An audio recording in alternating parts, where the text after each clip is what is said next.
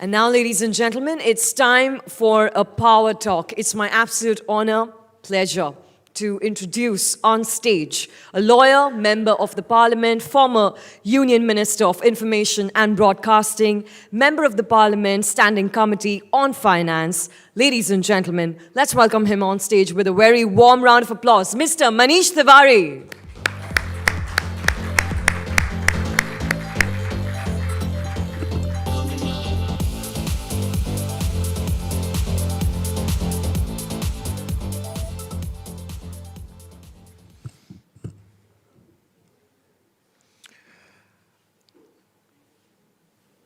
Good evening, ladies and gentlemen.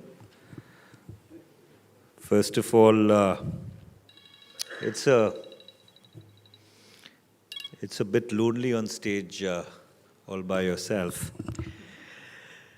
May I commence by thanking Outlook, the editor, Mr. Ruben Banerjee, the group CEO, Mr. Indraneil Roy, all his colleagues, for inviting me to the Ideas Exchange Conclave of Outlook, or the financial version of Outlook, if I may put it in those words. When Ruben asked me to speak, I was a little intrigued because these are not the usual domains that we inhabit. So therefore, for me also, it was quite a challenge to be speaking to a whole group of extremely distinguished people who've excelled in the world of finance and commerce and generally money.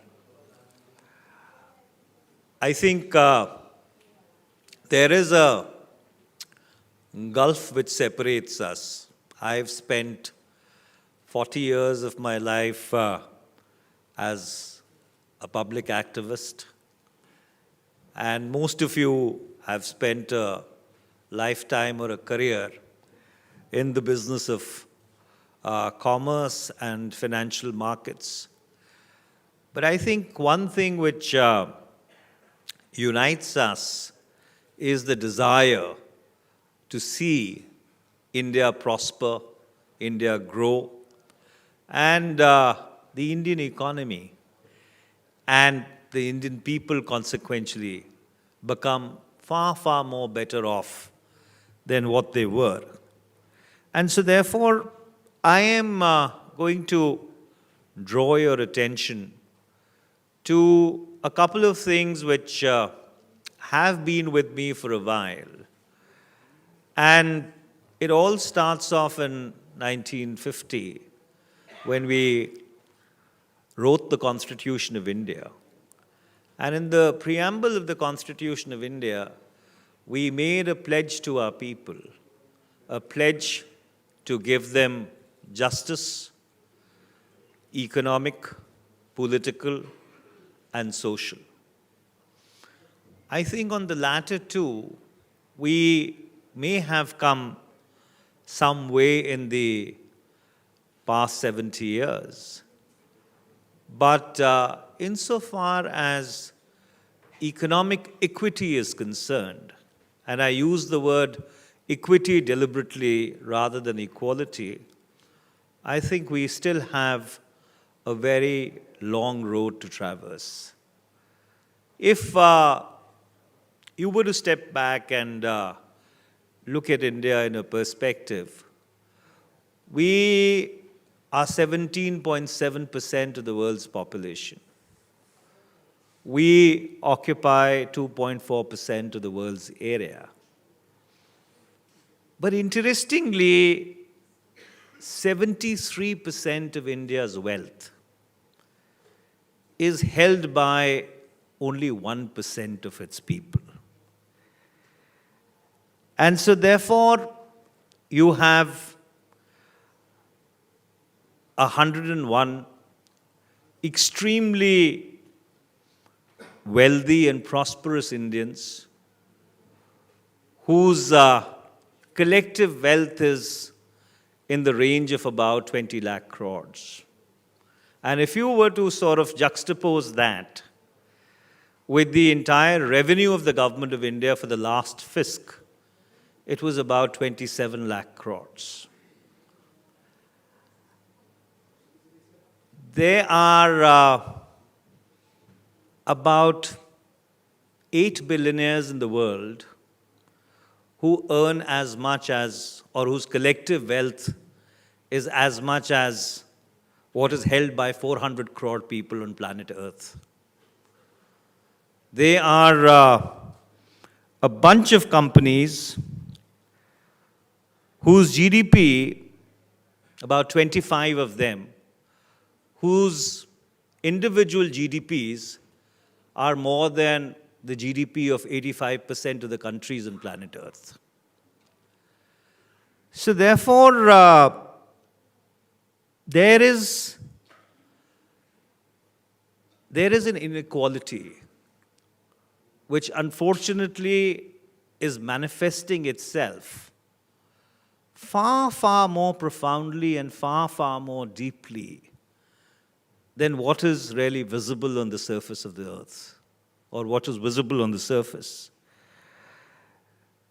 In the year 2017-18, the wealth of those 1% of the people actually grew by roughly 4 lakh crores, while the collective wealth of 67 crore people hardly grew by 1% in the corresponding period. And therefore, this worries me. And since we are here in Mumbai, which is a study in contrasts, while you have the glittering financial institutions which support the substratum of the Indian economy, you also have a town which is almost overrun by shanties. And that's something which we should take out time to apply ourselves to, because no country can really progress, become cohesive, if the income and wealth inequalities, rather than lessening, continue to grow as they've been growing in India over the past 3 decades. You know, from 1950 to 1991 was the period of the command economy years, when socialism was at the commanding heights of the Indian economy. And the Indian economy grew by about 4.45% during that period. In 1991, India decided to liberalize. It decided to globalize its economy. And in those 29 years, the Indian economy has roughly grown by about 6.51%. Now, this begs an obvious question, that if globalization and liberalization is the great panacea, the magic bullet that it was touted to bring about greater wealth and prosperity for the bulk of our people, has it really delivered on that mandate? And that's why, if you see around the world, those people who authored the Washington Consensus, who were the harbingers of the neoliberal economic order, they, unfortunately, today are at the forefront of subverting it. Globalization has transformed itself into near proximities in geographical terms. We recently had President Donald Trump, who single-handedly, I guess, is responsible for gutting the multilateral trading order. And therefore, it begs a question that given the kind of diversity, the kind of growing income inequality that we have in India, what is the correct economic model that India should be pursuing? I think that's a very important debate which this country, unfortunately, has not had over the last 30 years. Before the budget, the economic survey is presented. And the economic survey for the year 2020-2021, unfortunately, tried to create a false binary between socialism and a neoliberal economic order. This was a debate that we had 30 years back. This is a debate India settled 30 years back. Irrespective of whichever may have been the shade and the color of the government, the one thing that has been a constant is that we have adhered to an unspoken consensus with regard to a more liberalized, more globalized economic order. But then we really need to think, is this economic order working for the benefit of 134 crore Indians?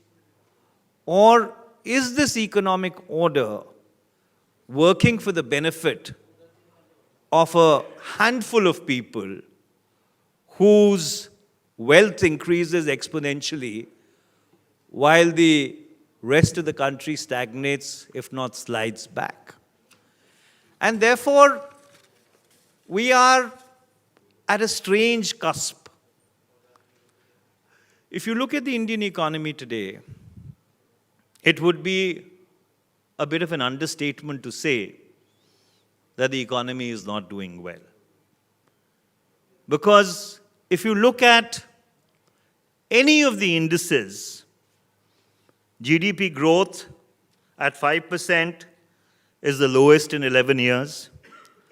Private consumption at 5.8% is the lowest in 7 years. Investment growth at 1% is the lowest in 17 years. Manufacturing growth at 2% is the lowest in 15 years. Agricultural credit at 2.8% is the lowest in 4 years.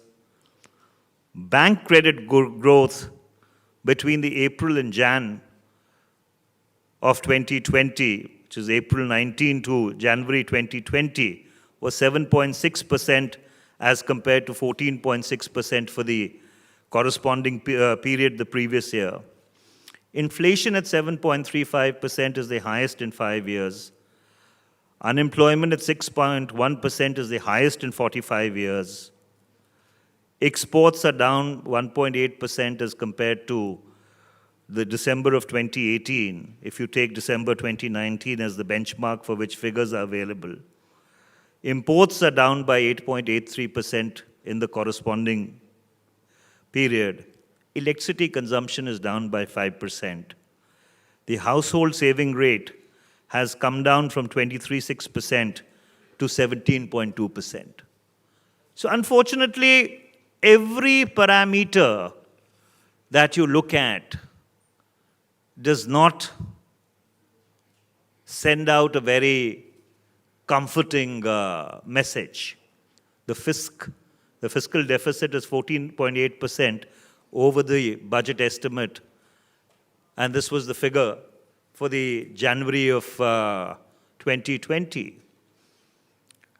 So therefore, it begs an obvious question that where do we go from here? And I think the obvious answer is that till the time you do not stimulate rural demand in this country, the wheels of the economy are not going to start turning again. 900 million people live in rural India. And that part of India, unfortunately, has decided to squeeze its hand. It could be because disposable incomes have become more tight. It could be that there is a certain fear and insecurity in terms of what pervades the social and the political fabric of the country. And therefore, till that point in time that you do not find a demand-side solution to India's economic problems, I'm afraid the virtuous cycle will not get reinstated. The government during the previous year tried to find a supply-side solution when they brought down the corporate tax rate. From government's point of view, they thought that by making the corporate tax rate competitive, by giving 1,45,000 crores as a write-off to corporate India, the wheels of the economy would start turning. But unfortunately, the last couple of months have really belied that expectation. And therefore, the slide, unfortunately, just does not seem to be contained. I would not be remiss if I said that this is perhaps for the first time after 1991 when India's economic fundamentals are under stress. Savings, consumption, investment, credit offtake, employment, all that which constitutes the fundamentals of the Indian economy are unfortunately giving out distress signals. And the government, at least publicly, is unwilling to acknowledge that there is a problem in the economy. A large number of people that I have had the occasion of interacting with believe that this is not a cyclic slowdown. It is in fact a structural slowdown which is going to take certain extremely fundamental measures to be able to bring the economy back on track.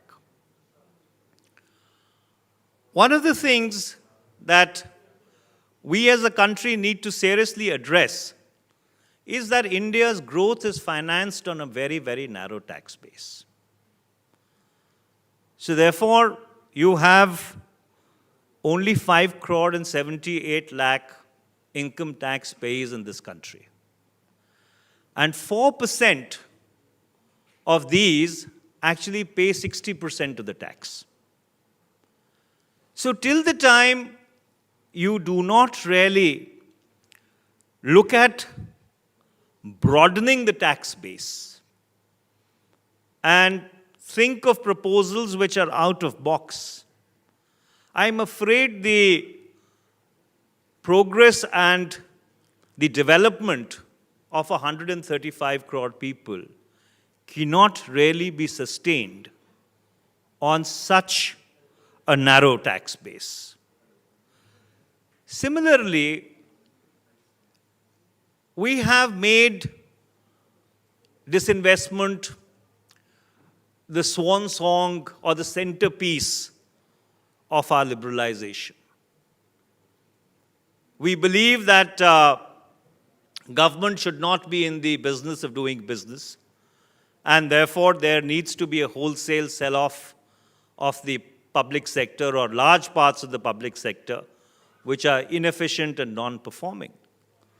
The government has set a target of 210,000 crores that they hope to mop up as a consequence of this disinvestment in the current fiscal.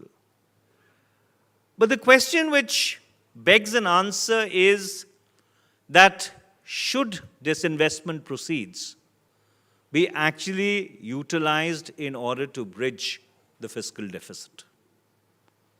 Should it actually finance the expenditure of the government on an year-on-year basis, or those monies need to be put to far, far more productive, sustainable, and long-term use than merely balancing the books at the end of a particular fisc?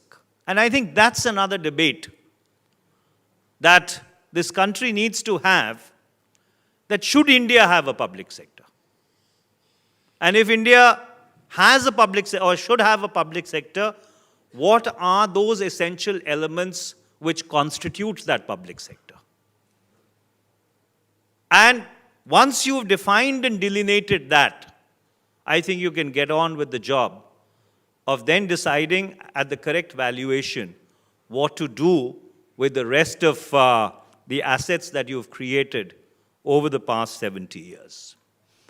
Another crisis, and I know we are out of time, and I would just take the last 2 or 3 minutes, which is something very unique and has come up in the last couple of years, is that for the first time, India's financial numbers are being questioned. The integrity of our financial numbers is something which has come into question, which is not a phenomena which we ever saw in the past. We've seen as to how the NSO has repeatedly had to pull surveys which unfortunately were inconvenient for the powers that be. But that is not something which really is in the long-term interest to the country.